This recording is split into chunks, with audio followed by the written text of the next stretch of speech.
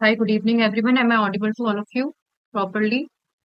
एक बार hand raise कर दीजिए। ठीक है।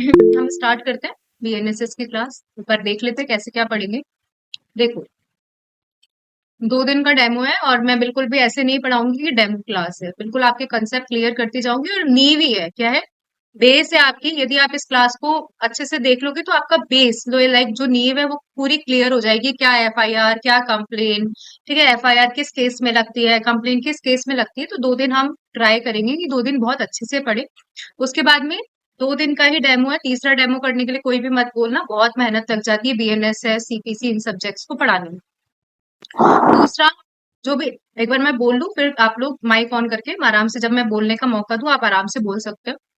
फिर दूसरा, फीस के अंदर हार्ड कॉपी बीएनएसएस की जो नोट्स है मेरे पूरे प्रॉपर इनोवेटिव जुडिशरी के, वो इंक्लूडेड है। ठीक है, वो मैं आपको घर तक, लाइक हार्ड कॉपी है, लाइक आपको मुझे घर का एड्रेस भेजना पड़ेगा तो मैं आपको प्रोवाइड करवा दूँ। ठीक है, ज्यादा वो नहीं करते हैं, खींचते हैं नहीं। कैसे पढ़ेंगे, प्री मेंस सबके तरीके से पढ़ेंगे, ज्यादा अपन कंसेप्ट क्लियर करते करते जाएंगे। और बस आपको मेरी एक हेल्प करनी है, आपको एक एमसीक्यू की बुक खरीदनी है। ठीक है, यदि आपको बिल्कुल ऐसे सोचना है कि भाई मुझे बीएनएसएस बहुत अच्छे से याद करना है, तो एमसीक्यू की बुक खरीदनी है। और उस एमसीक्यू की, लाइक परीक्षा मंथन मैं मतलब प्रेफर करती हूँ हमेशा। ऐसा कुछ नहीं है, प्रमोशन नहीं कर रही हूँ, लेकिन परीक्षा मंथन में बहुत जिस्ट में और काफी सारे क्वेश्चंस जितने आ सकते हैं वो सब इंक्लूडेड है। ठीक है, तो जितना आपको, ये कोई टाइम है क्या पूछने का, ये क्या बात है, मैम जयपुर में रेजिडेंस है मालवीय नगर में, भाई टाइम से पूछ लेना, बहुत डिस्टरबेंस हो जाता है। ठीक है, आप आके ले जाना, कल सुबह ही आके ले जाना।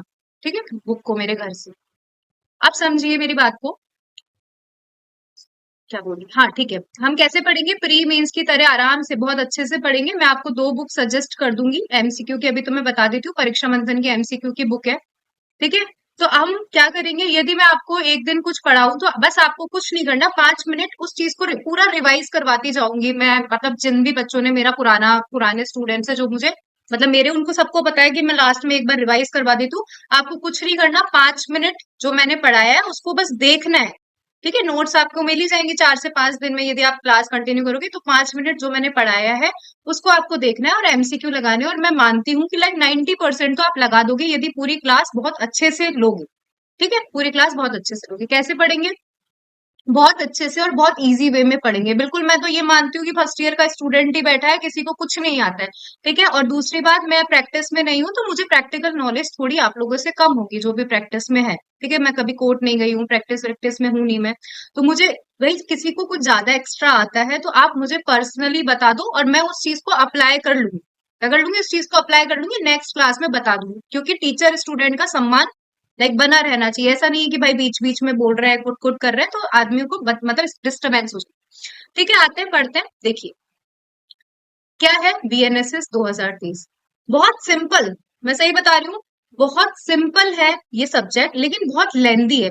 यदि आप क्लास के 5 क्लासे, मतलब स्टार्टिंग की 5 क्लास बहुत मन लगाकर रिकॉर्डेड 1 से 2 बार पढ़ लोगे तो एंड में, एंड तक पहुंचते पहुंचते ना तो आप बोर होगे, और रोज बहुत इंटरेस्टिंग है। ऐसा नहीं है कि बोरियत है, बहुत लेंदी है लेकिन सिंपल है और इंटरेस्टिंग, इंटरेस्टिंग सब्जेक्ट। ठीक है, तो स्टार्ट करते हैं। देखिए, सिंपल सी बात, मैं मानती हूँ कुछ नहीं आता है आप लोगों को। ठीक है, तो ये मानिए कि 2 तरीके के लॉ होते हैं, एक होता है सब्सटेंटिव लॉ और एक होता है प्रोसीजरल लॉ। ठीक है, बस रफ कॉपी लेकर बैठना, नोट्स में आपको दे दूंगी, रफ कॉपी आपको लेकर बैठना है और बिल्कुल जो जो मैं बोलती जाऊं, कुछ एग्जांपल दूं तो लिखते जा। एक होते हैं सब्सटेंटिव लॉ, एक होते हैं प्रोसीजरल लॉ। सब्सटेंटिव लॉ क्या होता है, लाइक जो डिफाइन करते हैं चीजों को, जो राइट्स बताते हैं, सब्सटेंटिव। ठीक है, मुख्य शब्द दिख रहा है ना, मुख्य लॉ, सब राइट बताते हैं, लाइबिलिटीज बताते हैं। ठीक है, तो ये होते हैं सब्सटेंटिव लॉ। जैसे हमारे सब्सटेंटिव लॉ में for example Indian penal code 1860।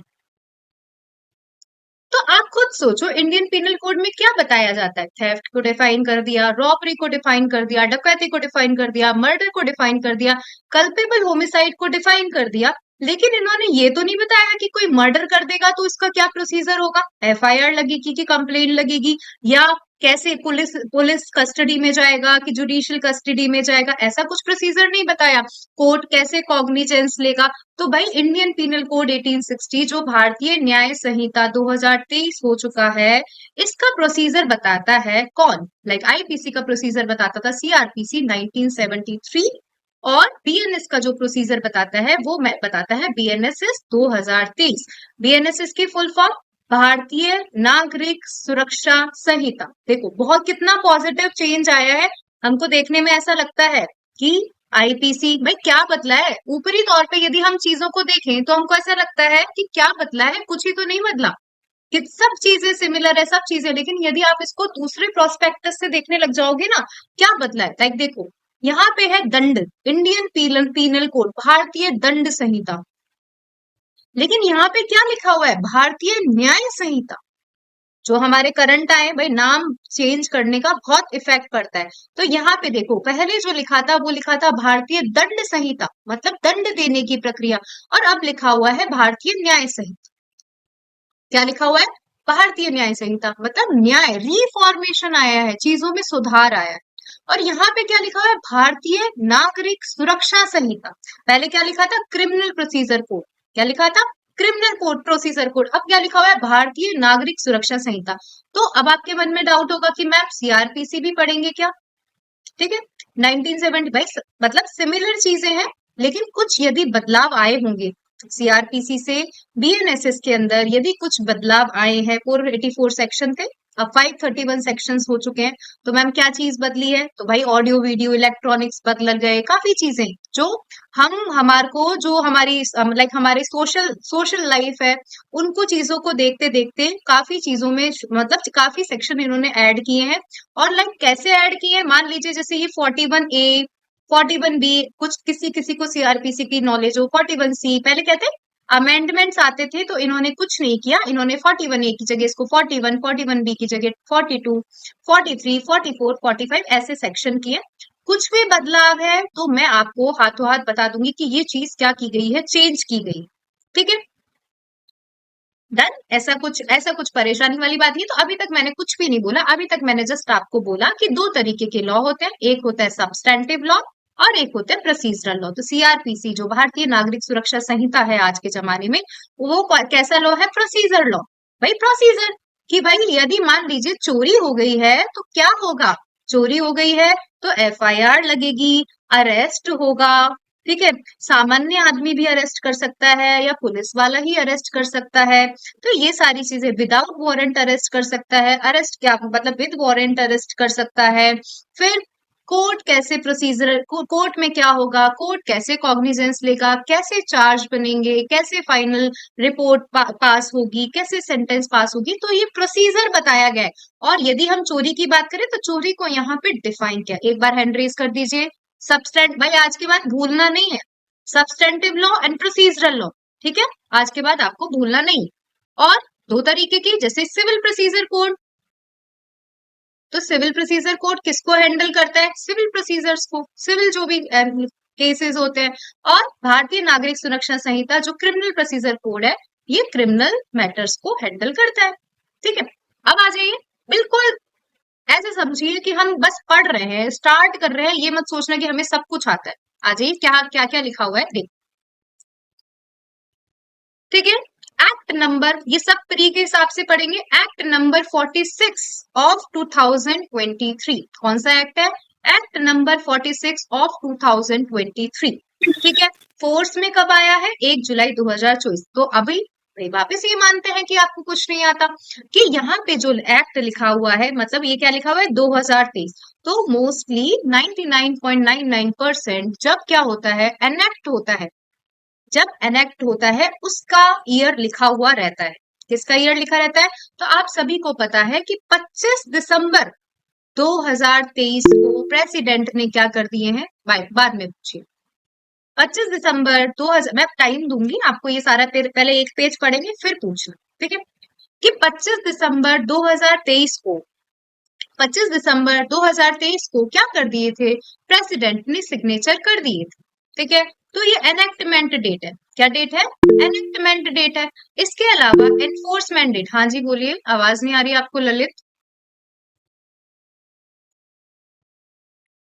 ठीक है, तो वापस सुनिए, आपसे पूछा एनेक्टमेंट डेट क्या है, तो तीनों तीनों न्यू क्रिमिनल लॉज की एनेक्टमेंट डेट 25 दिसंबर 2023 है। मैम एनेक्टमेंट क्या होता है? एनेक्टमेंट जिस दिन प्रेसिडेंट गवर्नर सिग्नेचर करते हैं, मतलब एनेक्टमेंट। और एनफोर्समेंट मतलब जिस दिन से लागू हुआ है, जिस दिन से लागू हुआ है, ठीक है। तो इसकी एनेक्टमेंट डेट 25 दिसंबर 2023 है। एनफोर्समेंट डेट 1 जुलाई 2024 है, ठीक है। It is a procedural law. कौन सा लॉ है? It is a procedural law. फिर कितने सेक्शन है, कितने चैप्टर है? 39 चैप्टर्स हैं, 531 सेक्शंस है। कितने चैप्टर है? 39 चैप्टर्स हैं, 531 सेक्शन है। संपूर्ण भारत पर अप्लाई, कुछ नहीं, ना कोई जम्मू कश्मीर अलग, ना कुछ, कुछ कुछ छोटी छोटी चीजें हम देख लेंगे लाइक नागालैंड ट्राइबल एरियाज, लेकिन संपूर्ण भारत पर अप्लाई होता है। क्या पढ़ा? सिंपल सिंपल, कुछ नहीं पढ़ा हमने। आपके प्री के 5-6 क्वेश्चन कंप्लीट हो गए। एक्ट नंबर 46 ऑफ 2023, ठीक है। It is a procedural law. It contains 531 sections and 39 chapters। कितने सेक्शन और कितने चैप्टर है? 39 चैप्टर है और 531 सेक्शन है, ठीक है। इट हो गया ये सब चीजें। और इसकी एनेक्टमेंट डेट, इसकी एनेक्टमेंट डेट कितनी तारीख है? 25 दिसंबर 2023। और इसकी एनफोर्समेंट डेट, एनफोर्समेंट मतलब कब से लागू हुआ, एनेक्टमेंट मतलब किससे किस दिन साइन हुए। और जो ये लिखा रहता है बीएनएसएस 2023, ये मोस्टली आपको यहाँ पे एनेक्टमेंट ईयर ही दिखेगा। इन्फोर्समेंट डेट 1 जुलाई 2024। एक बार हैंड रेज कर दीजिए। 5 क्वेश्चन आपके प्री के कंप्लीट हो गए, आपको दिख जाएंगे प्री में, ठीक है। ठीक है, अब बिल्कुल शांत, आप खुद सोचिए कि क्या हो सकता है पूरे। यदि हम सीआरपीसी की बात करें तो मोस्टली मोस्टली सबसे बड़ी बड़ी चीजें तो यही हो सकती है कि ऑफेंस कैसे, ऑफेंस कौन सा कोर्ट ट्राई करेगा, भाई यही तो। इसके अंदर आप देखते हैं धीरे धीरे कितने शेड्यूल है, कितने फॉर्म्स हैं, तो देखते हैं आज। तो आपके प्री के ये 5 क्वेश्चन यहां से तैयार, ठीक है, ये हो गए तैयार। अब 5 क्वेश्चन यहां से तैयार। भारतीय नागरिक सुरक्षा संहिता 2023 531 सेक्शंस हैं जो 39 चैप्टर्स में डिवाइडेड हैं। कितने शेड्यूल हैं? 2 शेड्यूल है। कितने शेड्यूल हैं? 2 शेड्यूल है, जिसके अंदर फर्स्ट शेड्यूल में बताया गया है ऑफेंसेस, जो भारतीय न्याय, क्योंकि ये किसका प्रोसीजर है? भारतीय न्याय संहिता का प्रोसीजर है। तो शेड्यूल 1 में क्या बताया है? शेड्यूल 1 में ऑफेंसेस को क्लासिफाई करा है। अभी हम पढ़ेंगे ऐसे क्लासिफाई करते हैं। कौन सा ऑफेंस कॉग्निजेबल है? जल्दी से, बेयर एक्ट है सबके पास में? एक बार बताइए, बेयर एक्ट है? जाके जल्दी से सबसे पहले शेड्यूल 1 देख कर आइए। लास्ट में 531 सेक्शन जब आपके खत्म हो रहे होंगे तो लास्ट में एक शेड्यूल दिखेगा आपको, ठीक है। फर्स्ट शेड्यूल दिखेगा जो जिसमें क्लासिफिकेशन है। क्या लिखा हुआ है उस क्लासिफिकेशन में? यही लिखा हुआ है, कौन सा ऑफेंस है, कितनी सजा है, कौन सा कोर्ट ट्राई करेगा, ठीक है।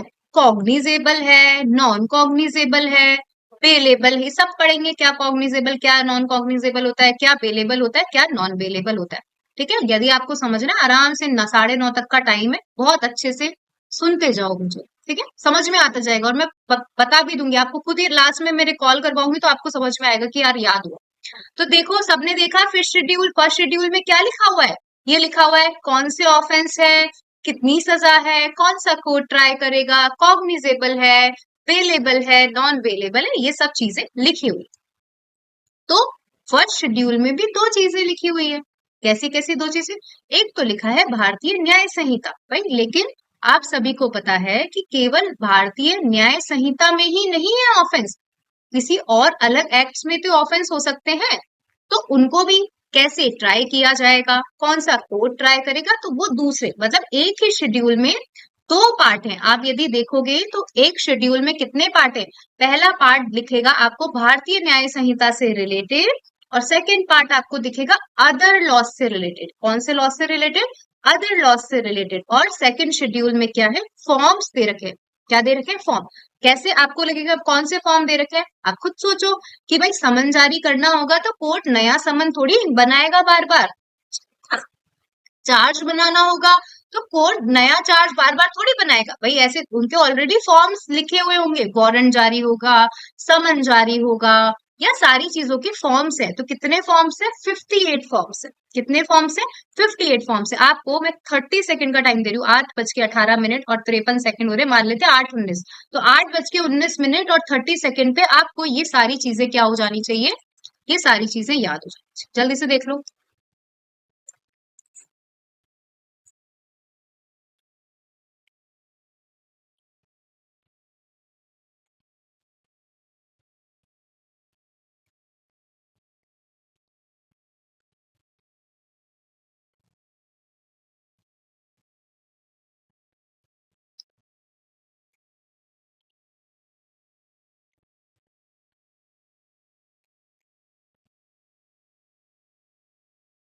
ठीक है, एक बार हैंड रेज कर दीजिए, जल्दी से देख लेते हैं।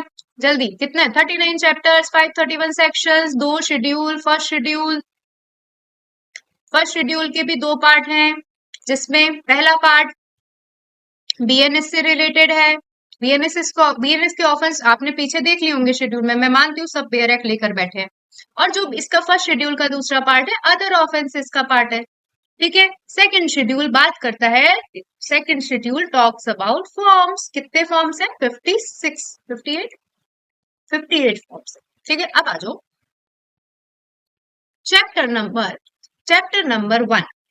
Chapter number 1 bare act much sufficient है, बहुत कम चीजें हैं। सुनो, अब चीजों को सुनते जाओ भाई। मैं 2 बार मेंस लिख चुकी हूँ, पता है मुझे कि कैसे, मतलब अब समझ में आने लग गया है। मतलब आप कभी बाई चांस में इनोवेटिव जो रीशिप है, मैं मेरी कॉपी भी डालती हूँ, तो देख लेते होंगे। ठीक है, मेरी गलती क्या थी इस करंट वाले मेंस की, मैं बता भी देती हूँ कि भाई मेरे क्या गलती रही। मेरी यही गलती रही कि मतलब क्या होता है कि पढ़ाते पढ़ाते इंटरव्यू की प्रिपरेशन तो हो गई, लेकिन आपको मेंस एग्जाम में क्या लिखना होता है? बेयर एक्ट की लैंग्वेज लिखनी होती है। अब ये मन में मत बैठा लेना कि मैम क्या 100% बेयर एक्ट की लैंग्वेज लिखनी होती है। तो भाई 100% बेयर एक्ट की लैंग्वेज लिखने की जरूरत नहीं है, लेकिन कम से कम अपनी लैंग्वेज लेमैन लैंग्वेज में मत लिखो। लेमैन लैंग्वेज में मत लिखो भाई। आपसे बहुत धुरंधर बैठे हैं, बहुत धुरंधर बैठे हैं। मान लो कि आरजेएस का एग्जाम आप भी दोगे और आरजेएस का एग्जाम मैं भी दूंगी, और मान लीजिए कि आरजेएस के एग्जाम में आप पहली बार प्री लिखो। और कितनी सीट है भाई? 17, हम तो 17 सीट मानते हैं जनरल के लिए। 17 सीट है जनरल, बाकी सारी जैसे टोटल सीट 44 है करंट। अब आप भी प्री दोगे और मैं भी प्री दूंगी, लेकिन आप खुद सोचो, मैं दो बार इंटरव्यू तक पहुंच चुकी हूँ, और मेरे जैसे ऐसे अथाह बच्चे हैं। मेरे जैसे अथाह बच्चे हैं जो एक बार इंटरव्यू में पहुंच चुके हैं या 2 बार इंटरव्यू में पहुंच चुके हैं। तो समझो कि भाई थोड़ी मतलब आपका कंपटीशन थोड़ा ज्यादा है ना भाई। ये इन लोगों से मतलब आप लोग मतलब हम लोग मैं मानती हूँ कि आप ये समझो कि भाई हमको बहुत अच्छे से प्रिपरेशन करनी है, बहुत अच्छे से प्रिपरेशन करनी है। और हमेशा यही सोचो, आपका चाहे पहला अटेम्प्ट हो, चाहे आपका सेकंड अटेम्प्ट हो, चाहे आपका थर्ड अटेम्प्ट हो, हमेशा ये सोचो कि भाई मेरा पहला अटेम्प्ट है। मैं सही बता रही हूँ? क्योंकि क्या होता है, तीसरे चौथे अटेम्प्ट तक आते आते लगता है कि हमें सब आता है। हमें आपको ऐसे पता है कि मैं अभी भी तीसरा अटेम्प्ट भी दूंगी, ये मेरा तीसरा अटेम्प्ट होगा यदि मैं बाय चांस दूंगी। ठीक है, अभी माइंड अजीब है, पता नहीं है कि क्या है, लेकिन यदि मैं तीसरा अटेम्प्ट दूंगी तो आप देखना मेरे सारा फोन बंद है। मैं लाइब्रेरी चली जाती हूँ, मैं कम से कम 14 14 15 15 घंटे पढ़ती हूँ। सुबह 10 बजे चली जाऊंगी, रात को सुबह 7 बजे चली जाऊंगी, रात को 10 बजे घर आऊंगी।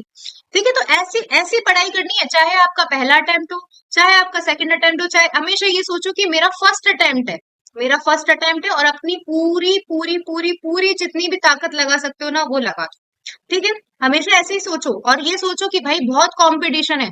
और भी चीजें मैं आपको छोटी छोटी चीजें बताती रहूंगी, क्योंकि मैं मानती हूँ कि भाई इस बार जो आधे नंबर से रहा और पिछली बार ठीक है क्लियर हुआ नहीं क्लियर हुआ जो भी रामायण है, तो मैं मानती हूँ कि थोड़ी बहुत नॉलेज आ गई है, एक्सपीरियंस आ गया। भाई 6 साल से पढ़ रहे हैं यार, ये 6 साल से पढ़ते जा रहे हैं, पढ़ते जा रहे हैं, पढ़ते जा रहे हैं। हमने कम से कम नाना करते हुए 300 बार बेयर एक्ट पढ़ा होगा।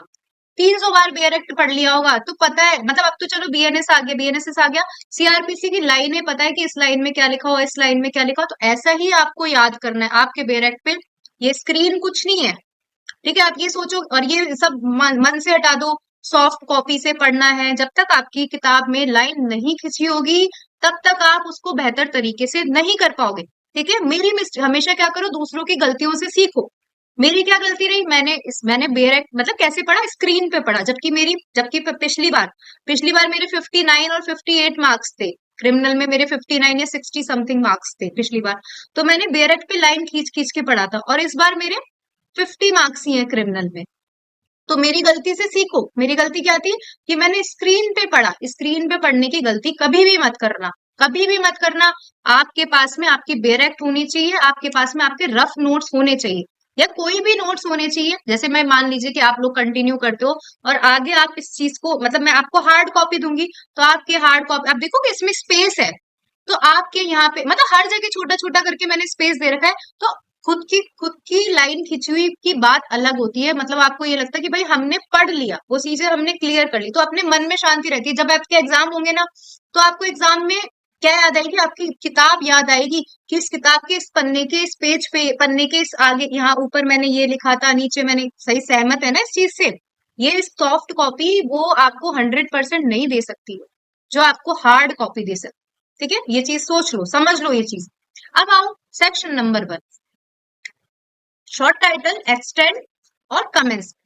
भारतीय नागरिक सुरक्षा संहिता कहा जाएगा, ये संपूर्ण भारत पे अप्लाई है, लेकिन कहाँ अप्लाई नहीं है, नागालैंड और ट्राइबल एरियाज। लेकिन कौन से चैप्टर अप्लाई है, चैप्टर 9, चैप्टर 11 एंड चैप्टर 12। ठीक है, कौन कौन से, पहले 8, 10, 11 थे, अब ये चैप्टर 9 हो गए, चैप्टर 10 हो गए, and sorry chapter 9, chapter 11 and chapter 12। तो क्या बोल रहा है ये सेक्शन कि भाई संपूर्ण भारत पर अप्लाई होता है, संपूर्ण भारत पर अप्लाई होता है, लेकिन नागालैंड और ट्राइबल एरियाज पे अप्लाई नहीं होता है। ठीक है, आपसे पूछा गया सीआर बीएनएसएस कहाँ अप्लाई नहीं होता है, तो बोलो सर नागालैंड और ट्राइबल एरियाज पे अप्लाई नहीं होता है। तो बोलो कैसे अप्लाई कर सकती है भाई, नागालैंड और ट्राइबल एरियाज की जो स्टेट गवर्नमेंट है, बीएनएसएस में विद मॉडिफिकेशन या नोटिफिकेशन जारी करके क्या कर सकती है, अप्लाई कर सकती है। और कौन कौन से चैप्टर अप्लाई होते हैं, तो कौन कौन से चैप्टर अप्लाई होते हैं, चैप्टर 9, चैप्टर 11 और चैप्टर 12। ठीक है, वापस बोलती हूँ, क्या है भाई, सब पे संपूर्ण भारत पे अप्लाई है, whole over India except Nagaland and tribal areas, Nagaland and tribal areas. अब नागालैंड और ट्राइबल एरियाज पे अप्लाई नहीं है, लेकिन तब भी अप्लाई नहीं होने के बावजूद भी chapter 9, chapter 11 and chapter 12 BNSS का नागालैंड और ट्राइबल एरियाज पे अप्लाई होता है।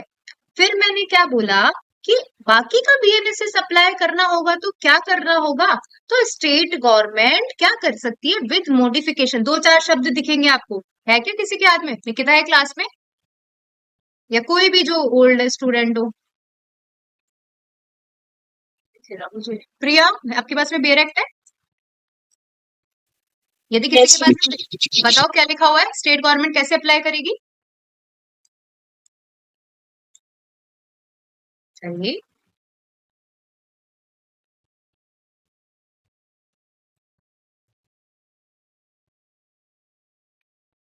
अरे वो दो चार शब्द लिखे होंगे ना, इंसिडेंटल, एक्स, ऐसे दो तीन शब्द लिखे हुए हैं क्या, बेरेक्ट देख रहे हो क्या आप लोग। मैं तो सिंपल सा लिख दिया कि मॉडिफिकेशन के साथ अप्लाई करेगी। कोई है बेरेक्ट पढ़ने वाला, या मैं बेरेक्ट डाउनलोड करूं।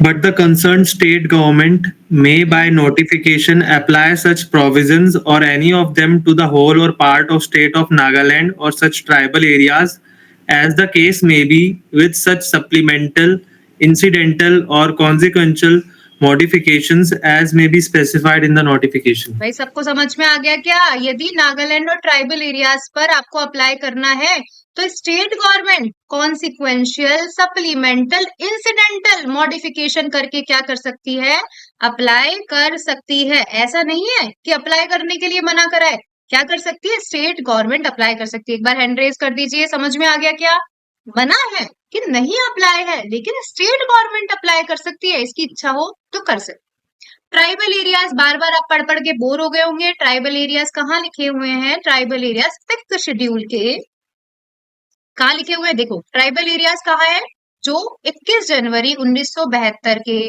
आसाम के ट्राइबल एरियाज में इंक्लूडेड थे। कहाँ लिखा है, सिक्स्थ शेड्यूल, पैराग्राफ 20।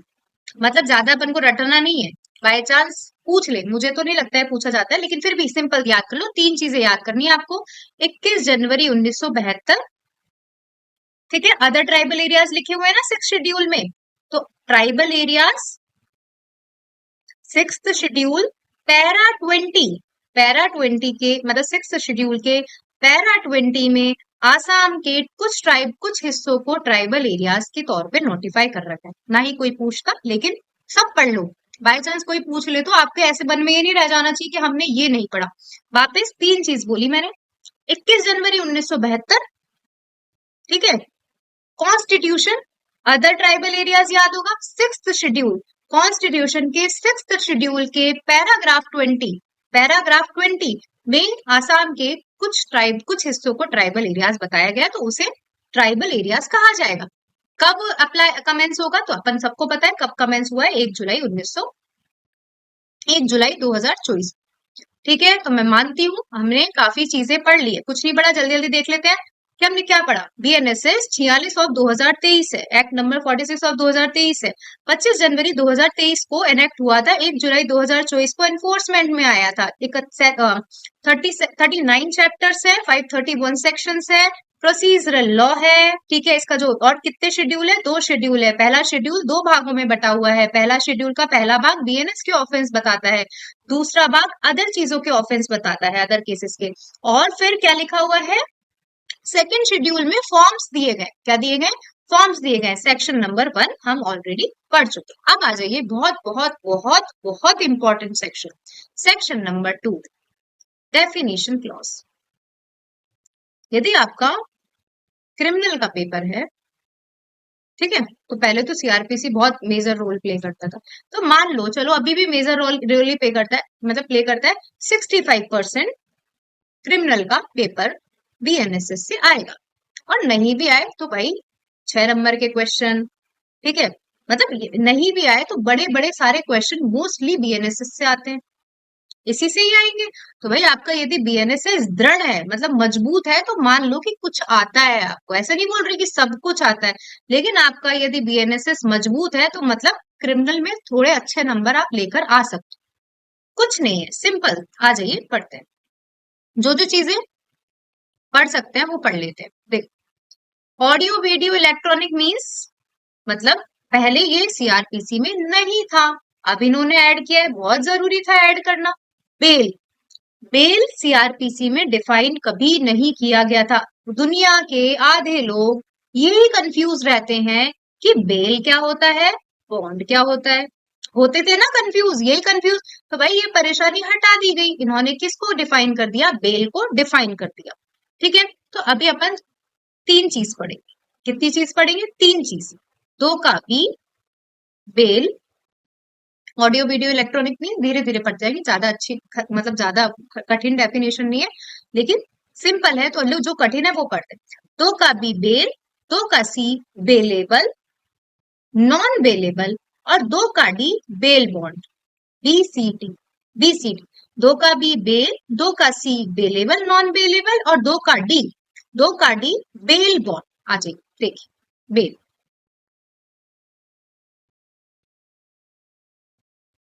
देखो समझना, एक होता है बॉन्ड, एक होता है बेल बॉन्ड, एक होता है बॉन्ड, एक होता है बेल बॉन्ड। तो देखो, बेल में पहले समझ में ही नहीं आता था, तो एक होता है बॉन्ड, बॉन्ड मतलब पैसे वैसे नहीं लिए, सिंपल, माइंड से हटा दो कुछ भी चीजें कि पैसे नहीं लिए, व्यक्ति को बॉन्ड पे छोड़ दिया।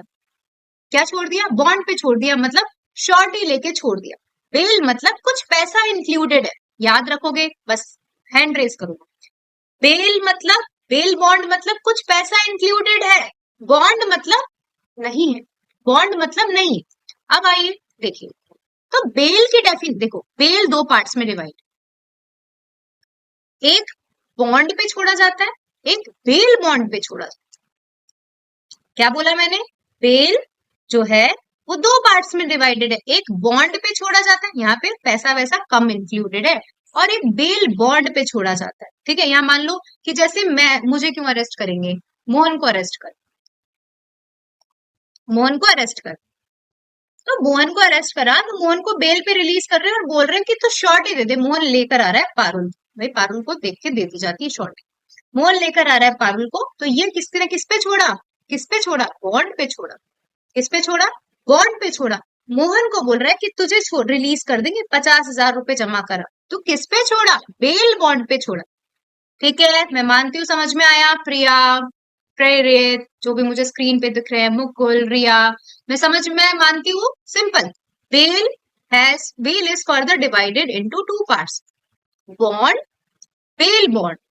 पैसा नहीं है, पैसा है। ठीक है, पैसा नहीं है, पैसा है। तो आ जाइए, डेफिनेशन पढ़ते हैं बेल की। बेल की डेफिनेशन पढ़ रहे हैं, बेल बॉन्ड की नहीं। सिंपल बेल, बेल दो पार्ट्स में डिवाइड, बॉन्ड, बेल। आ जाओ, क्या लिखा हुआ है? Release of a person, release of a person. तो कौन हो सकता है वो पर्सन? अक्यूज्ड हो सकता है। अक्यूज्ड, अब देखो दो शब्द देखोगे आप। अक्यूज्ड मतलब जिसपे, जैसे मैंने कहा कि मान लीजिए कि मैं बोल रही हूँ कि आयुषी ने ये ऑफेंस किया है, तो मैंने इसको क्या कर दिया? इस पे अक्यूजेशन लगा दिया। मैंने इस पे क्या लग दिया? कल लगा दिया, अक्यूजेशन लगा दिया। तो क्या कहेगी? मतलब इसे कहा जाएगा अक्यूज। और मैंने कहा कि शायद आयुषी ने ऑफेंस किया है, तो ये क्या है? Suspected person. तो ये मैं मानती हूँ, थोड़ा बहुत नॉलेज होगी, नहीं भी हो तो सुन लो। अक्यूज्ड मतलब जिसपे आपने कहा है, जिसपे जिसपे ऑफेंस का इल्जाम लगाया है, अक्यूज। सस्पेक्टेड पर्सन जिसपे आपको लगता है कि भाई ऑफेंस कमिट किया गया है इसके द्वारा। तो release of a person accused और suspected of the commission of an offence from custody of law. ठीक है, हम क्या कर रहे हैं? अक्यूज्ड को रिलीज कर रहे हैं, या सस्पेक्टेड, जो किसी ऑफेंस का सस्पेक्टेड व्यक्ति है, उसको रिलीज कर रहे हैं। किससे? कस्टडी ऑफ लॉ से। कैसे रिलीज कर रहे हैं? कंडीशन इम्पोज करके। किसके द्वारा रिलीज किया जा रहा है? या तो ऑफिसर के द्वारा रिलीज किया जा रहा है, या कोर्ट के द्वारा रिलीज किया जा रहा है। किसके एग्जीक्यूशन पे? या तो आपने बॉन्ड एग्जीक्यूट किया है, या आपने बेल बॉन्ड एग्जीक्यूट किया। तो हर डेफिनेशन को याद पूछी जाएगी, 100% पूछी जाएगी, नहीं ऐड हुई है। What is bail? 2 नंबर का क्वेश्चन हो सकता है सबसे पहले। 3 नंबर के क्वेश्चन आते हैं सबसे पहले आपको एग्जाम की फर्स्ट पेज पे दिख जाए व्हाट इज बेल।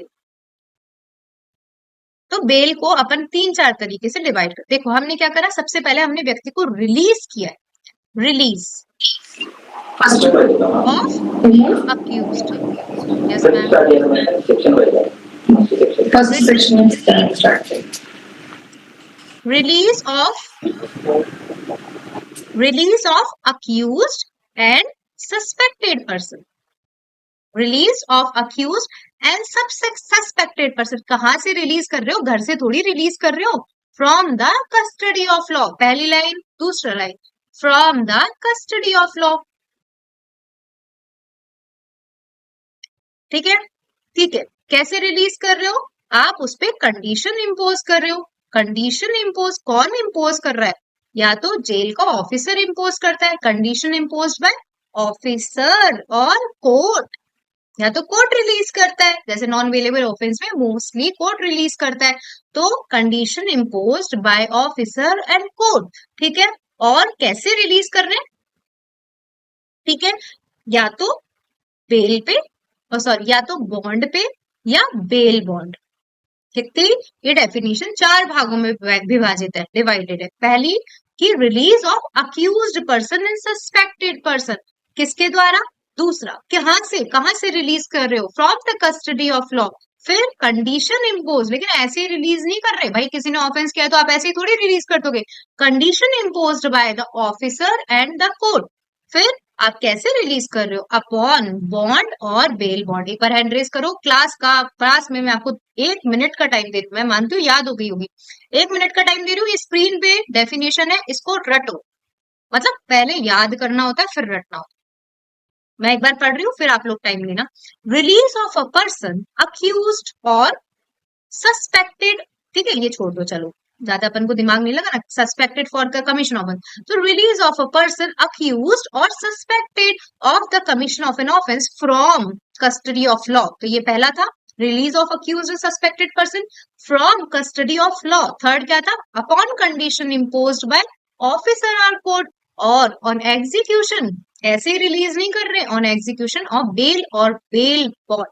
ठीक है, तो 8:38 और 22 सेकंड हो रहे हैं। 8:39 और 25 सेकंड तक आपको ये 4 से 5 बार डेफिनेशन पढ़नी। जल्दी जल्दी पढ़ लो।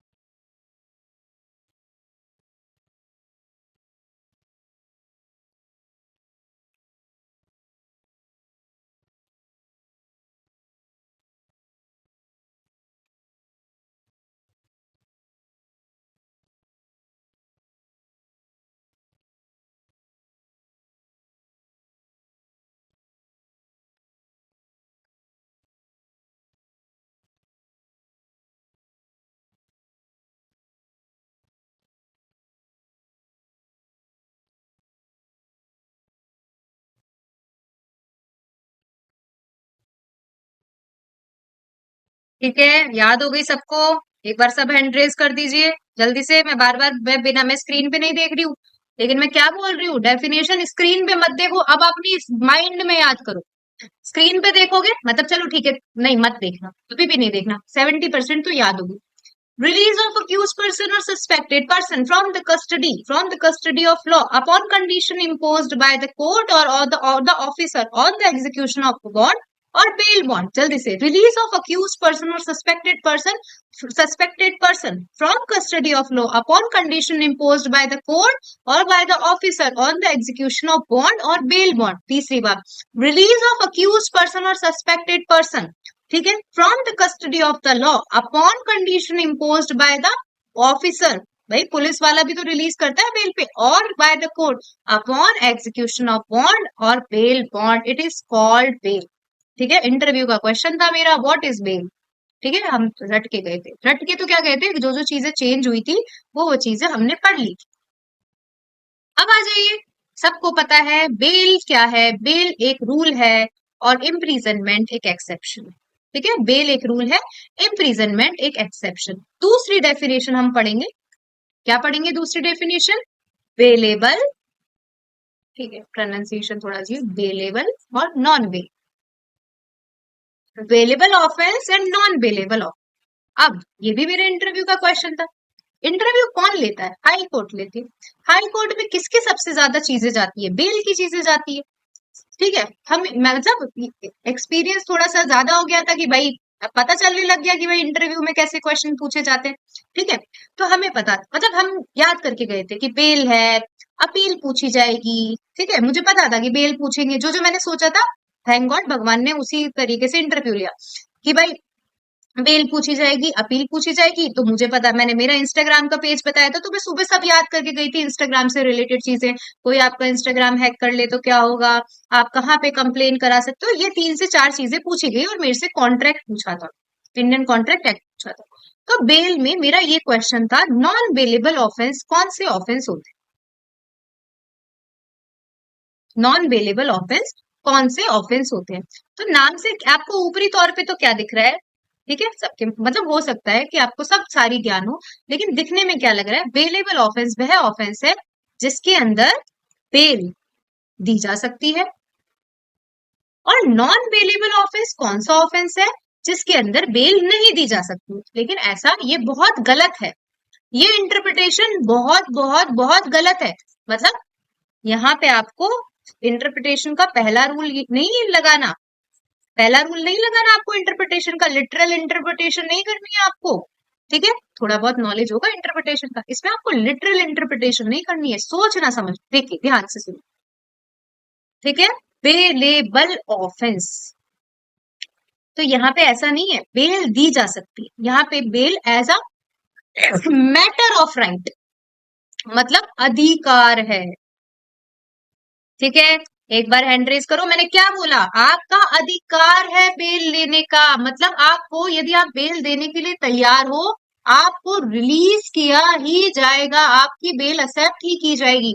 दूसरी तरफ नॉन बेलेबल ऑफेंस ऐसा नहीं है, ये मन के अंदर से बिल्कुल हटा देना, जीरो कर देना इस चीज को कि नॉन बेलेबल ऑफेंस में बेल नहीं मिलती है, ऐसा नहीं है। नॉन बेलेबल ऑफेंस में आप as a matter of right, as a matter of right bail claim नहीं कर सकते हो। मतलब बेल तो मिलती है, बेल तो मिलती है, लेकिन डिस्क्रिशन, किसका डिस्क्रिशन है, मोस्टली कोर्ट का। अभी अपन ये मान लेते हैं कि नॉन बेलेबल ऑफेंस में कोर्ट देता ऑफिसर भी किन्हीं किन्हीं सर्कमस्टांसेस में, यदि किसी को ज्यादा नॉलेज है तो ऐसे कंफ्यूज मत होना कि मैम नॉन बेलेबल ऑफेंस में तो ऑफिसर भी दे सकता है। तो अभी सिंपल सा सोचो, नॉन बेलेबल ऑफेंस में bail as a matter of right नहीं मिलती है। सबको समझ में आया जो मुझे स्क्रीन पे दिख रहा है, आशिफ, प्रेरित, आयुषी, मुकुल, सबको समझ में आया, एक बार सब हैंड रेज कर दीजिए, कभी कंफ्यूज नहीं होना है। नॉन बेलेबल ऑफेंस में ऐसा नहीं है कि बेल नहीं मिलती है, नॉन बेलेबल ऑफेंस में आपका अधिकार नहीं होता है बेल मिलने का, आपको आप as a matter of right bail claim नहीं कर सकते। तो जो आपकी नींव थी भाई मकान बनने से पहले, नींव तो आपकी मतलब बिल्कुल मजबूत हो चुकी है, बेलेबल नॉन बेलेबल ऑफेंस में, ऐसे नहीं बोल रही थी पूरा बीएनएसएस समझ में आ, बेलेबल नॉन बेलेबल ऑफेंस में तो कंसेप्ट क्लियर हो चुका है। अब अपन और भी चीजें पढ़ते हैं, फर्दर चीजें। तो 2 के सी में है, अभी हम 3 डेफिनेशन पढ़ रहे हैं, बी सी डी क्या लिखा हुआ है, और भी चीजें। मतलब अपन, जब मैं बोल रही थी शेड्यूल 1, क्या बोल रही थी मैं, शेड्यूल 1, तो शेड्यूल 1 में क्या दे रखे हैं, शेड्यूल 1 में दे रखे हैं offence, tribal bye, cognizable, bailable, non bailable, punishment, 6 तरीके की चीजें दे रखी। सीओपी, जो मतलब मुझे जितना याद है 6 तरीके की चीजें दे रखी है, अभी मुझे याद नहीं आ रही छठी पॉइंट। तो देखो, तो जिसे फर्स्ट शेड्यूल में, मतलब ये देखो, ये फर्स्ट शेड्यूल में लिखा रहता है कि ये ऑफेंस बेलेबल है कि नॉन बेलेबल है। तो बेलेबल ऑफेंस वह ऑफेंस है जिसे फर्स्ट शेड्यूल में बेलेबल, ये एक डेफिनेशन है, ये एक जनरल डेफिनेशन बताइए, क्या डेफिनेशन बताइए, कि bailable offences are those offences which is shown as bailable, which is shown as bailable in the first schedule, which is shown as bailable and which is made as bailable। दोनों line लिखनी है exam में, कुछ ही नहीं, आपने यदि मेरी class ली है, लोगे, तो आपको मैं समझाती जाऊंगी क्यों लिखना है which is shown as bailable, दोनों चीजें लिखी हुई है, which is shown as bailable, which is made as bailable। ठीक है, तो मैंने क्या कहा कि ऐसे ऑफेंस जिसे दिखाया गया है, अभी सिखा के आई ना, फर्स्ट शेड्यूल में दिखाया गया है, तो फर्स्ट शेड्यूल में जिसे दिखाया गया है और जिसे बनाया गया है, ठीक है, फर्स्ट शेड्यूल में जिसे दिखाया गया है बेलेबल, जिसे बनाया गया है बेलेबल, तो bailable offences are those offence, सबसे पहले एग्जाम में यही लिखना है, वो नहीं bail as a matter of right, ये लिखा हुआ ही नहीं है डेफिनेशन में, डेफिनेशन में लिखा हुआ है which is shown as bailable, which is made as bailable, और non bailable offences are those offences means any other offence जो नहीं लिखे हुए हैं बेलेबल ना। तो देखो डेफिनेशन, वही सेम डेफिनेशन, अब मैं इसकी डिफरेंस बता रही हूँ, ठीक है, मैंने डिफरेंस भी बनाए हुए हैं, तो डिफरेंस क्या लिखा हुआ है, देखिए, an offense which is shown as bailable in the first schedule or which is made, भाई डिफरेंस के टाइम पे भी मैं डेफिनेशन नहीं बोली हूँ, which is made as bailable by any other law for the time being enforced, ठीक है, वापस ध्यान से सुनो, which is shown as bailable, और shown तो दिखाया गया है बीएनएसएस के फर्स्ट शेड्यूल में, और which is made as bailable किसी अन्य लॉ में जिसे बेलेबल बताया गया है, और नॉन बेलेबल ऑफेंस जिसे फर्स्ट शेड्यूल में और अदर शेड्यूल में बेलेबल क्लासिफाई नहीं किया गया है या नॉन बेलेबल बताया गया है। तो सिंपल, राइट टू बेल, ध्यान से सुनो, सबसे पहला डिफरेंस आपका ये होगा, सेकंड डिफरेंस आपका ये होगा ही होगा। एग्जामिनर क्या देख रहा है, आपको एग्जामिनर को अट्रैक्ट करना आना चाहिए, ठीक है, कुछ नहीं, सब वही रटी रटाई चीजें लिख रहे हैं, सब वही रटी रटाई चीजें लिख रहे हैं, सबको सब आता है। मान लीजिए किसी इंसान का प्री क्लियर हुआ है और मेंस लिख रहा है,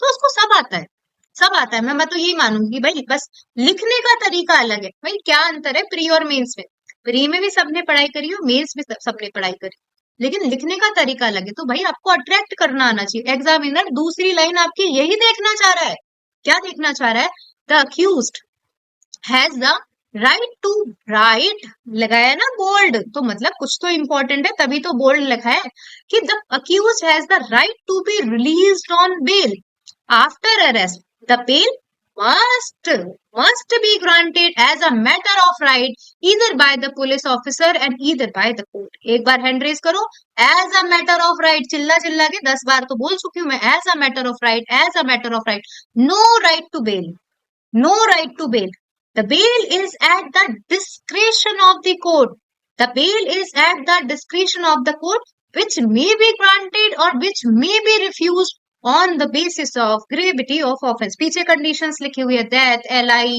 आप कॉग्निजेबल ऑफेंस कर चुके हो 2 बार 3 बार तो नहीं मिलती है। तो again here the bail can be claimed as a matter of right, but in non bailable offense you cannot claim bail as a matter of right, it depends upon the discretion of the court कि भाई gravity of offences को देखकर bell दी जानी चाहिए या नहीं दी जानी चाहिए। बस ये दो, तो ये आपका 50% पार्ट कवर कर चुके हैं, 60 मान लो क्योंकि बहुत इंपॉर्टेंट ये एग्जाम्पल, ये नॉर्मल ऑफेंसेस होते हैं, पेटी thefts, public nuisance and all, और यहाँ पे murder, rape, kidnapping, terrorism related offence, ठीक है। वही अगेन बार बार रिपीट लिखा हुआ है कि एब्सोल्यूट और इंडिफिजिबल राइट है, और ये लाइक विथ ग्रेट केयर, ये कुछ भी नहीं है, ठीक है, ये भी कुछ भी नहीं है, इसका पर्पज है अक्यूज को छोड़ना और इसका पर्पज है पब्लिक सेफ्टी को ध्यान रखना। एक बार हैंड रेज कर दो, कभी आज के बाद कंफ्यूज नहीं होंगे। Bailable, non bailable. Bailable which is shown and made as bailable by first schedule or by any other offense is non bailable which is not shown as bailable. Bailable in bailable offense there is a right, there is a matter of right, ठीक है, but in non bailable offence bail can be granted but not as a matter of right. Serious offence, serious offence नहीं होते यहाँ पे, heinous offence होते हैं।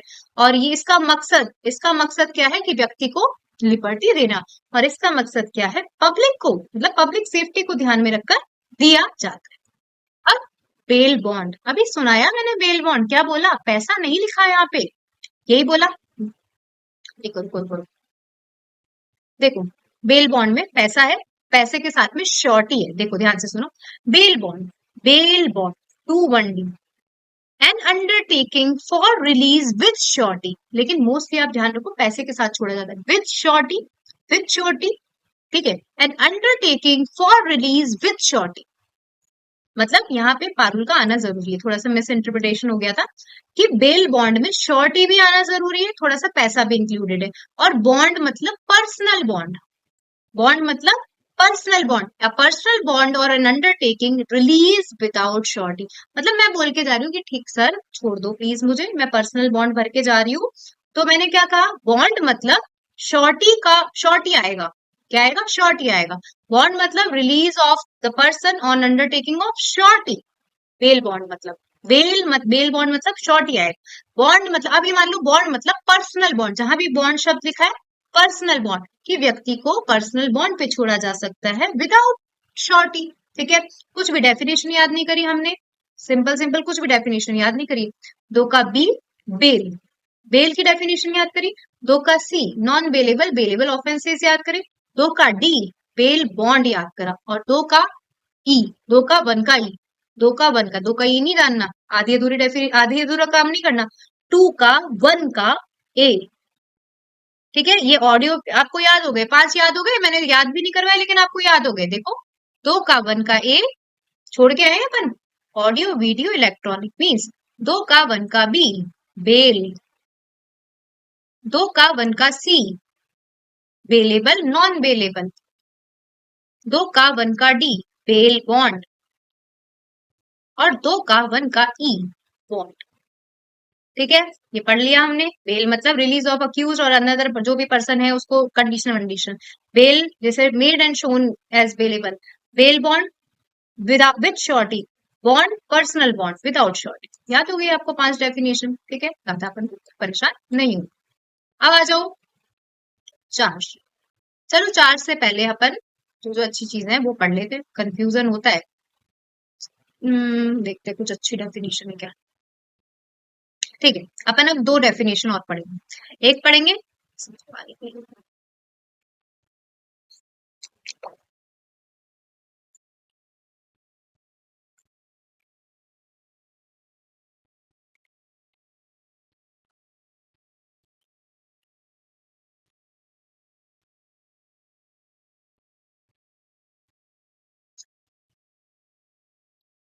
देखो, charge से पढ़ लेते हैं।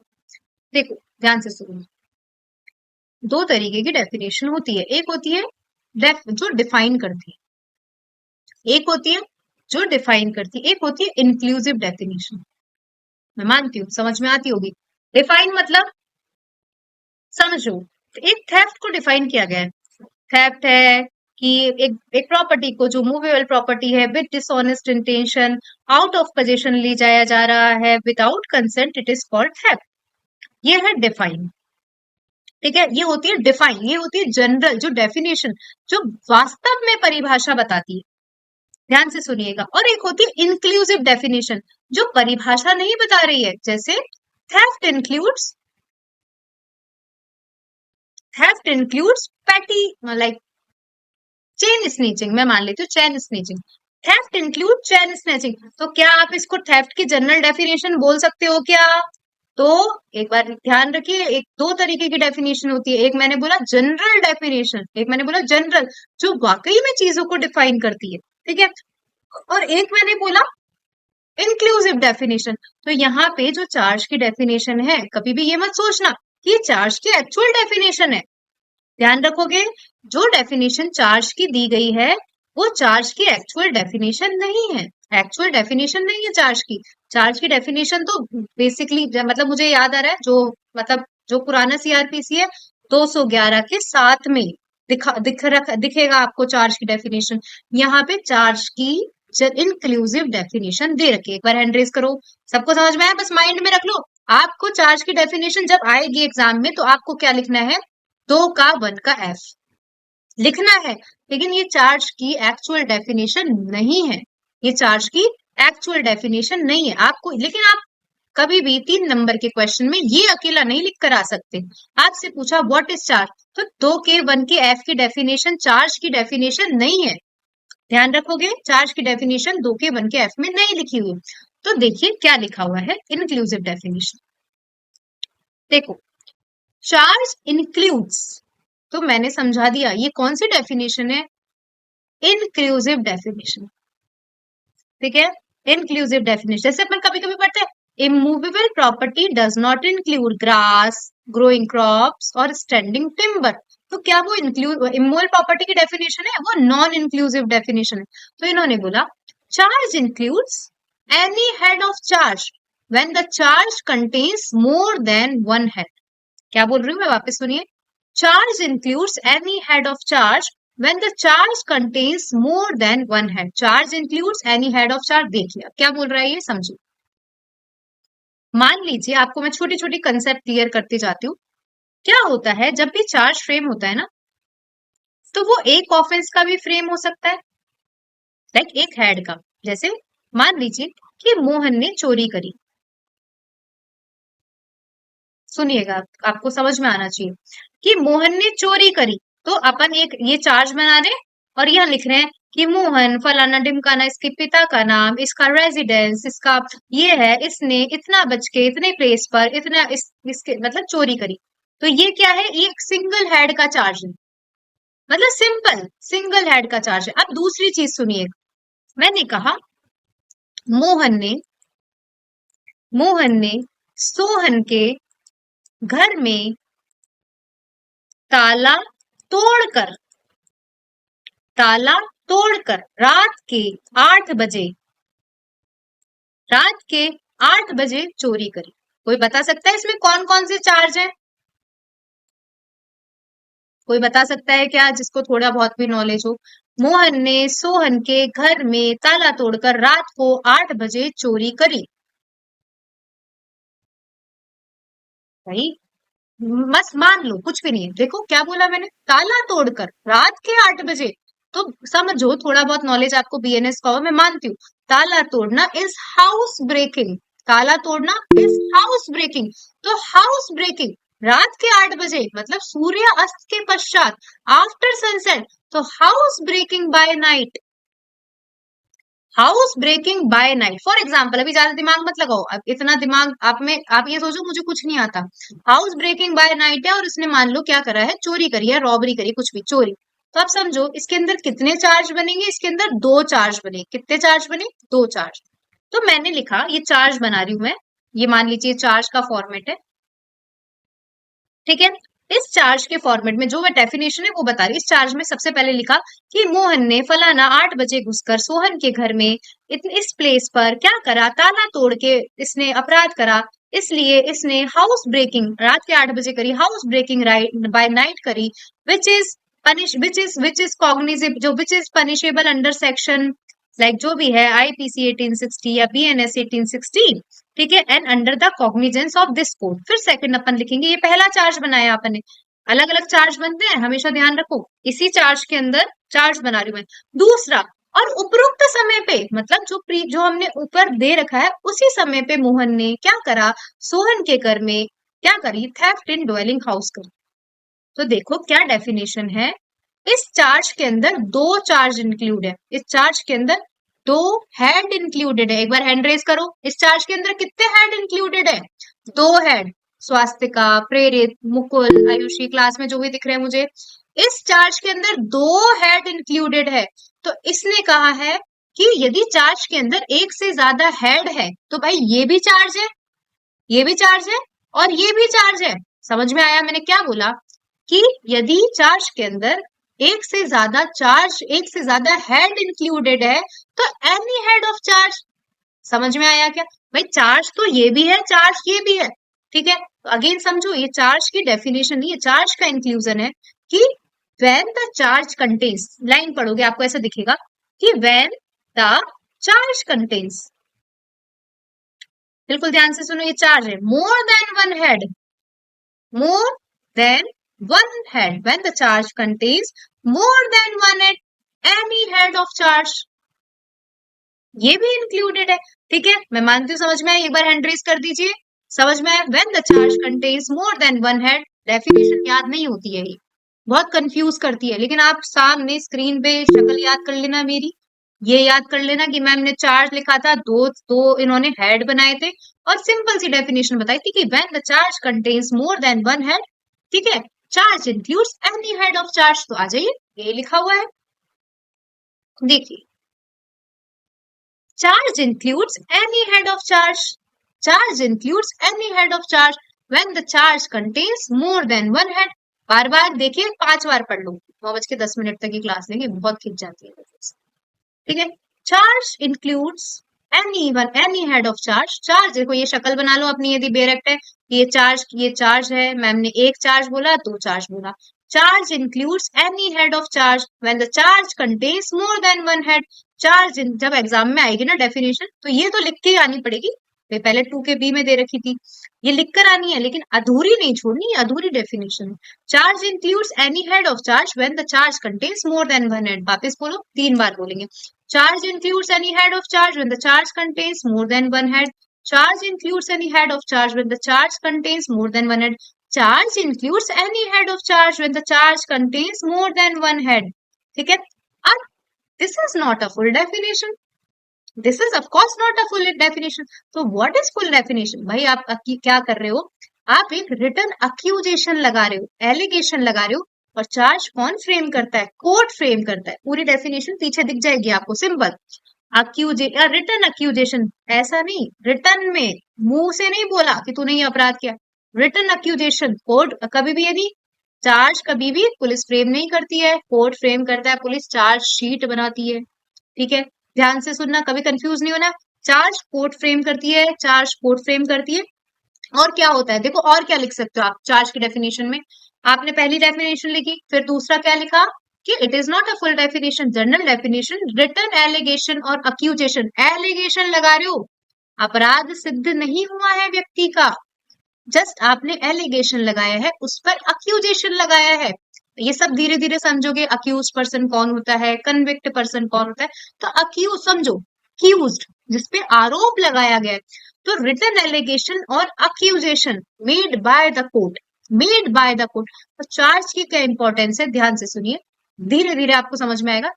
प्रोसीजर होते हैं, एक होता है इंक्वायरी, कोर्ट में इंक्वायरी होती है और कोर्ट में ट्रायल होता है। तो जैसे ही ये पर्दा, मान लो चार्ज एक पर्दा है, जैसे ही चार्ज फ्रेम हो जाता है, ट्रायल खुल जाता है। क्या बोलोगे?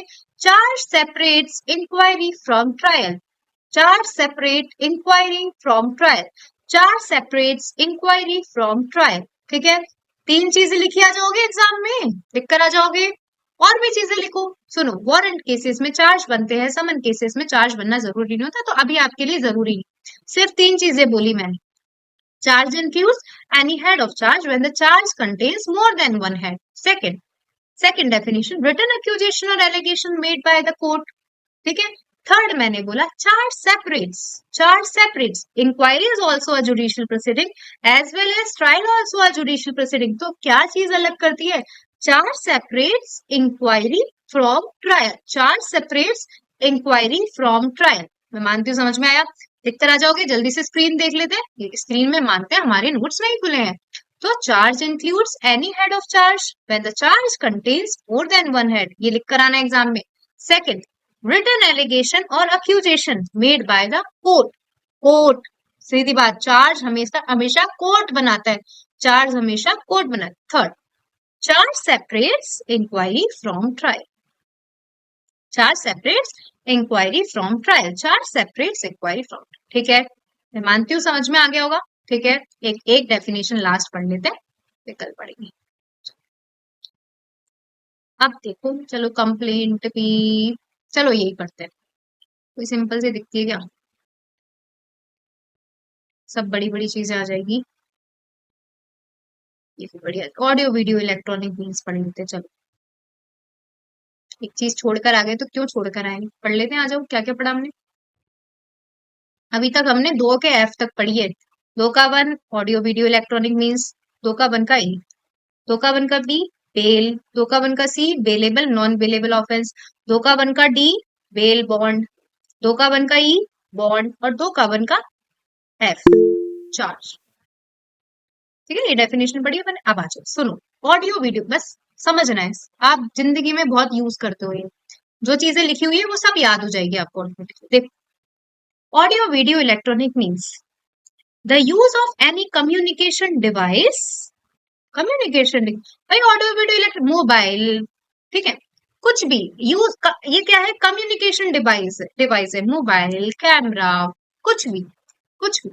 तो the use of any communication device for video conferencing, recording of process of भाई पुल, ऐसे तो ऑफेंस से रिलेटेड तो लिखोगे, ऐसे तो कुछ भी ऑडियो वीडियो इलेक्ट्रॉनिक मीन्स है। तो video conferencing, the use of any communication for video conferencing.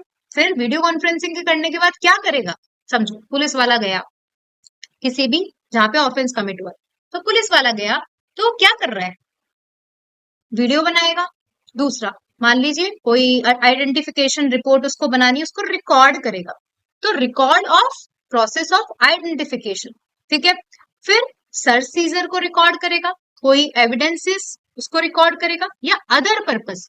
कुल मिला के 4 से 5 काम हो सकते हैं। Audio video electronic means use of any communication device for video conferencing, ठीक है, फॉर वीडियो कॉन्फ्रेंसिंग। फिर हम क्या करेंगे, recording of identification, process of search seizure record करोगे, ठीक है, और क्या करोगे, कोई एविडेंस रिकॉर्ड करोगे, और कोई भी अदर चीज जिसे स्टेट गवर्नमेंट ने नोटिफाई कर रखा है। बहुत simplest definition. Again, audio use of any communication mode for the purpose of, जाके क्या बनाएंगे, वीडियो बनाएंगे, वीडियो कॉन्फ्रेंसिंग, मतलब फॉर वीडियो बनाएंगे नहीं, वीडियो कॉन्फ्रेंसिंग, मान लीजिए वीडियो कॉन्फ्रेंसिंग के तौर पे यूज आ रहा है। और recording of like identification, search seizure, और एविडेंसेस ट्रांसमिशन, और एनी अदर जो भी स्टेट गवर्नमेंट ने नोटिफाई कर रखा है। तो क्विकली गिनती के 3 मिनट में सारा बीएनएसएस जो हमने पढ़ा, बीएनएसएस प्रोसीजरल लॉ है, 39 चैप्टर है, 531 सेक्शन है, और 25 दिसंबर 2023 को आया था, 1 जुलाई 2024 को इन्फोर्समेंट में आया था। ठीक है, 2 शेड्यूल है, पहला शेड्यूल ऑफेंसेस बता रखे हैं, सेकंड शेड्यूल फॉर्म बता रखे हैं, 58 फॉर्म। कितने फॉर्म है, 58 फॉर्म। संपूर्ण भारत पे अप्लाई होता है, नागालैंड ट्राइबल एरियाज पे अप्लाई नहीं होता है, लेकिन चैप्टर 9, चैप्टर 11, चैप्टर 12 अप्लाई होते हैं। स्टेट गवर्नमेंट नोटिफिकेशन जारी करके क्या कर सकती है, अप्लाई कर सकती है। ट्राइबल एरियाज क्या होंगे, जो कॉन्स्टिट्यूशन के 6th शेड्यूल के पैरा 20 में आसाम के ट्राइबल एरियाज के जैसे बता रखे हैं, ठीक है। और ऑडियो वीडियो इलेक्ट्रॉनिक मीन्स का मतलब use of any communication mode for video conferencing, for like search seizure, identification, recording, for evidence transmission, for any other चीज। बेल रिलीज करना है बॉन्ड पे, और बेल बॉन्ड पे पुलिस ऑफिसर या court release करेगा। तीसरी डेफिनेशन हम जो पढ़ेंगे, bailable, bailable of which is shown and made as bailable, और नॉन बेलेबल जिसे नहीं किया, और इसमें as a matter of right आप छोड़ सकते हो, इसमें as a matter of right नहीं छोड़ सकते हो। फिर हमने पढ़ी डेफिनेशन बेल बॉन्ड की। बेल बॉन्ड मतलब शॉर्ट ही चाहिए, शॉर्ट ही चाहिए, बॉन्ड मतलब पर्सनल बॉन्ड, पर्सनल बॉन्ड पे रिलीज कर दिया जाएगा। 2(1) का F, charge includes any head of charge when the charge contains more than one head. Second, it is not full definition. Charge means written allegation or written accusation by the court. किसी offence का court क्या लगा रहा है, written allegation, written accusation.